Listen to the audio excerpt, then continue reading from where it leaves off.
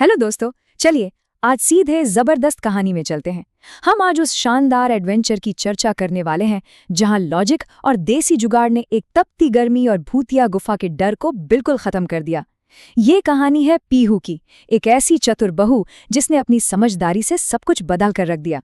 तो सोचिए जरा, आखिर एक ऐसी गुफा जिसे सब डरावनी और भूतिया मानते थे, वो अचानक एक परिवार के लिए लग्जरी समर रिट्रीट कैसे बन गई।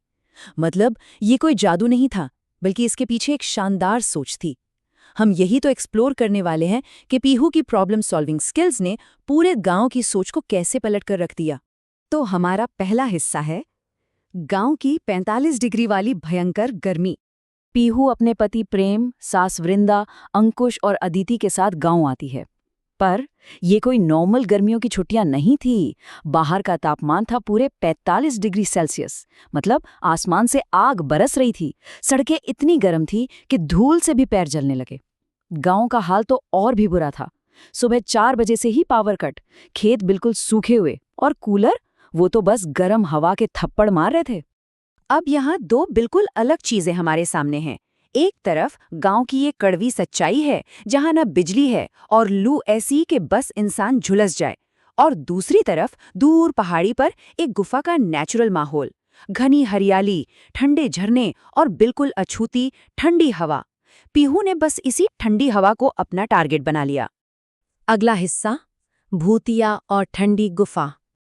देखिए, जब पीहू ने उस ठंडी गुफा में जाने का आइडिया दिया ना, तो गांव की औरतों ने, जैसे आशा और अमृता चाची ने, उसे तुरंत वार्न किया।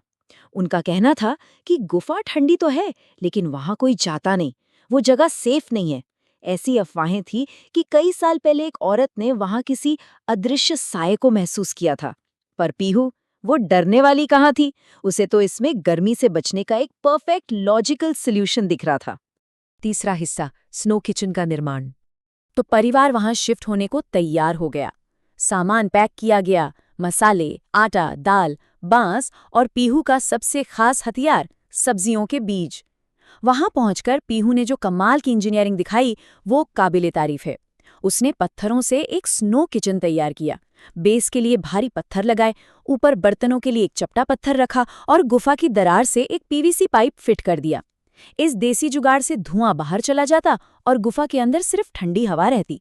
एकदम ब्रिलियंट। और देखते ही देखते वो खुरदरी गुफा एक नेचर वाले 2 BHK फ्लैट में बदल गई। पत्थरों को शेल्फ की तरह यूज करके मसाले सजाए गए, बांस और सूती चादरों से पार्टीशन करके प्राइवेसी और हवा दोनों का इंतजाम किया गया। मतलब बाहर 45 डिग्री की गर्मी और अंदर इन लोगों को चादर ओढ़नी पड़ रही थी। किसी लग्जरी कैंपिंग रिट्रीट से कम थोड़ी लग रहा था ये। चौथा हिस्सा, गुफा के अंदर खेती। पीहू यहां भी रुकने वाली नहीं थी। उसने झरने के पास वाली काली उपजाऊ मिट्टी को अपना अगला प्रोजेक्ट बनाया। पहले दिन बीज बोए और 5वें दिन तक तो धनिया, टमाटर और भिंडी के छोटे छोटे पौधे निकलने भी लगे। सब कुछ कितना परफेक्ट लग रहा था ना। लेकिन तभी आती है एक डरावनी रात। एक भयंकर तूफान आता है और गुफा के अंधेरे में गूंजती हुई खौफनाक आवाजें आने लगती हैं। अब एक रोंगटे खड़े कर देने वाला सवाल सामने था। आखिर अंधेरे में वो खौफनाक आवाजें कर कौन रहा था? परिवार के बाकी लोग तो बुरी तरह डर गए। ऐसा लगा जैसे गांव वालों की भूतों वाली बात अब बिल्कुल सच होने वाली है। क्या सच में वहां कोई साया था? लेकिन पीहू का लॉजिक यहां भी काम आया। उसने बाहर जाकर देखा और सच्चाई का पता लगाया। वो जिसे सब भूत समझ रहे थे ना, वो दरअसल बस तेज तूफानी हवाएं थीं, जो बड़े पेड़ों और झरने के पत्थरों से टकराकर गुफा के अंदर एक अजीब सी गूंज पैदा कर रही थीं। भूत-वूत कुछ नहीं था, बस नेचर का अपना अकूस्टिक सिस्टम था वो। 5वां हिस्सा, डायरी का छुपा हुआ सच।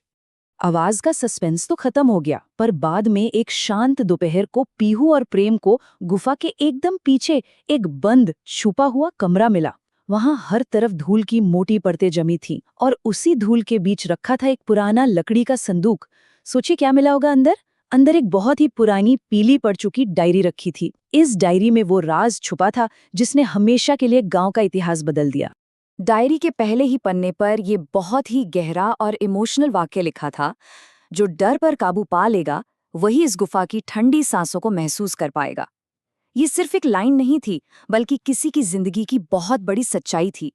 यहाँ से कहानी एक स्पूकी मिस्ट्री से बढ़कर एक बहुत ही जज्बाती इतिहास की तरफ मुड़ जाती है। असल में भूत की वो कहानी एक गरीब इंसान की मजबूरी थी। डायरी में गांव के ही एक निवासी के परदादा का कबूलनामा था। वो बेचारे बहुत गरीब और बेघर थे। तपती गर्मियों में उन्हें इस गुफा में सहारा मिला, लेकिन अपने इस इकलौते घर को ताकतवर लोगों से बचाने के लिए उन्होंने जानबूझकर भूत की अफवाहें फैला दी।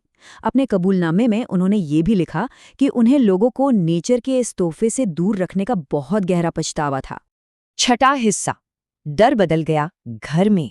इसके बाद विवेक नाम का एक गांव वाला गुफा आता है और उससे अपने पूर्वजों की डायरी और उस सच्चाई के बारे में पता चलता है। और बस वही वो पल था जब सालों पुराना मिथक टूट गया। पूरा गांव आजाद हो गया। वो डरावनी जगह अचानक से सबके लिए एक कम्युनिटी समर रिट्रीट बन गई। लोग वहां ताज़ी सब्जियां देखने और ठंडी हवा महसूस करने आने लगे। डर ने जिसे वीरान रखा था, लॉजिक ने उसे वापस घर बना दिया। तो चलिए एक बहुत ही इम्पॉर्टेंट सवाल के साथ इस विश्लेषण को खत्म करते हैं। सोचिए, अफवाहों और बिना आधार के डर के कारण हम ऐसे कितने ही छुपे हुए आश्रयों और सुकून भरे मौकों को अनदेखा कर देते हैं। पीहू का ये सफर हमें सिखाता है कि अगर हम डर के पार जाकर अपनी समझ का इस्तेमाल करें तो हम किसी भी मुश्किल को एक खूबसूरत अनुभव में बदल सकते हैं। ये सच में विचार करने वाली बात है। तब तक के लिए सीखते रहिए और सवाल पूछते रहिए।